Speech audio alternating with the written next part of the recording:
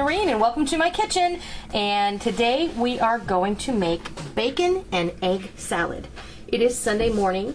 We got back last night from our little trip to Busch Gardens. We just went up Friday afternoon and went on our little cruise on Friday night, and we spent the day in the park yesterday and came home yesterday evening.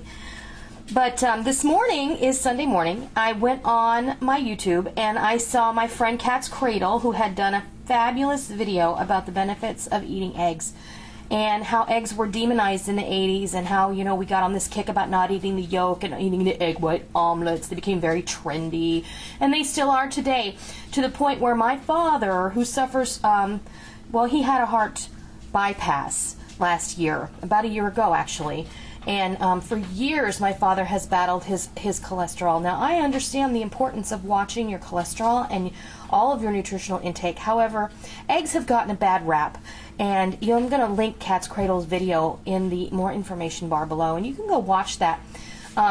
It's very informative, and it really does prove to you the lies that we've been told. You know, there's nothing wrong with eating eggs. Eggs are so healthy. You know, when you think about it and you do your research, you will find that our brains are made up mostly of fat and water, or cholesterol being that fat, and protein.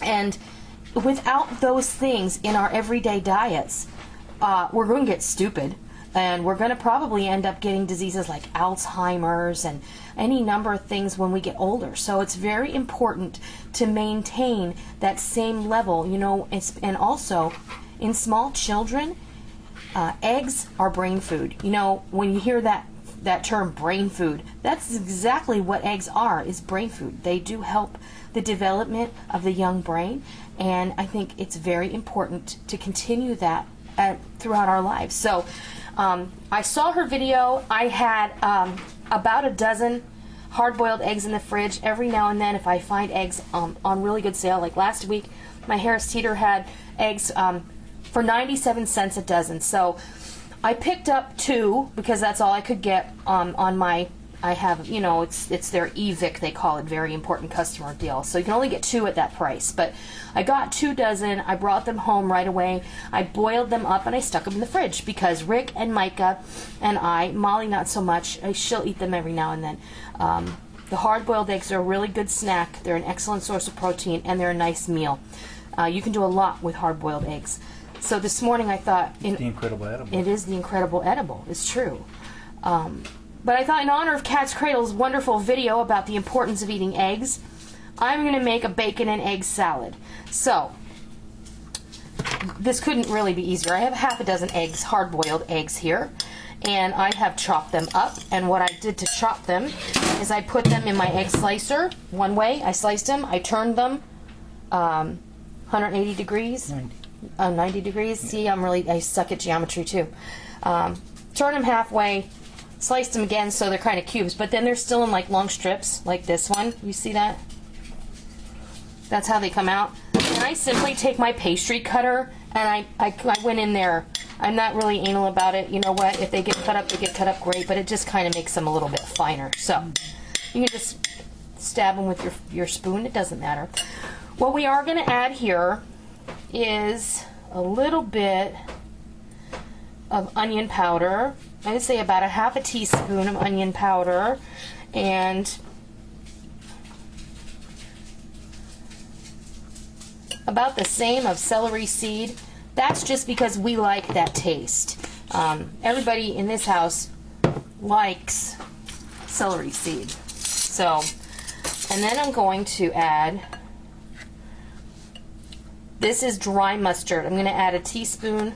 I'm going to add 2 teaspoons because we like that flavor too. The dry mustard is a little spicier, and it's also going to help give your egg salad a little more body. It's going to take up a little bit of that moisture we're going to add in here when we add our mayonnaise and our Dijon mustard. And what I have here is about 6 slices of bacon. Now, I'm not going to fool you.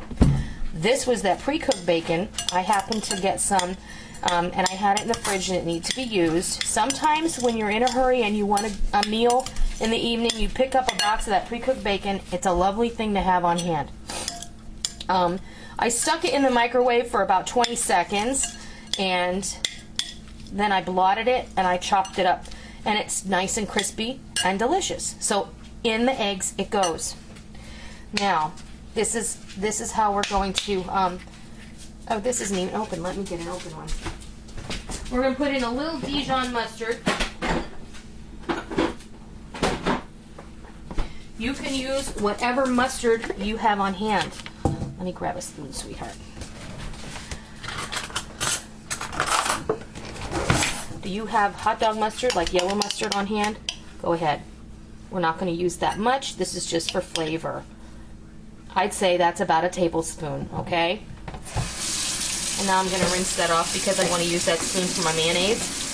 And if I stick that in the mayonnaise jar, I don't want to get mustard in there. Little cross-contamination going on. You don't want that. Okay? And now we're going to start off with 1/3 cup of good quality mayonnaise. Okay? And the reason I start off with so little is because when you start off with more, you can't ever take it out, but when you start off with less, you can always add to it. Give this a toss. Everybody has their own preference as far as the consistency of an egg salad or a tuna salad. I tend to like mine a little on the drier side. I don't like my egg salad and tuna salad all drippy with mayonnaise. I like it to be held together with mayonnaise, but I don't like it to be oozing with mayonnaise. So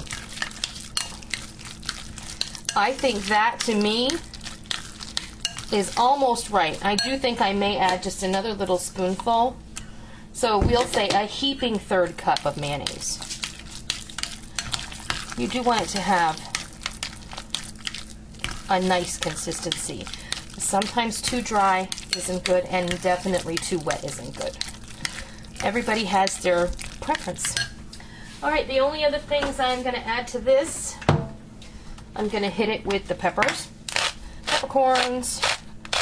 Egg salad loves pepper, in my opinion. I think that you probably can have too much at some point, but I think that's really good. If you don't have a pepper grinder, I would throw in 1/2 teaspoon of ground black pepper. And now the bacon is salty. I'm going to say about 1/4 teaspoon of salt. If you like it saltier, salt your own serving.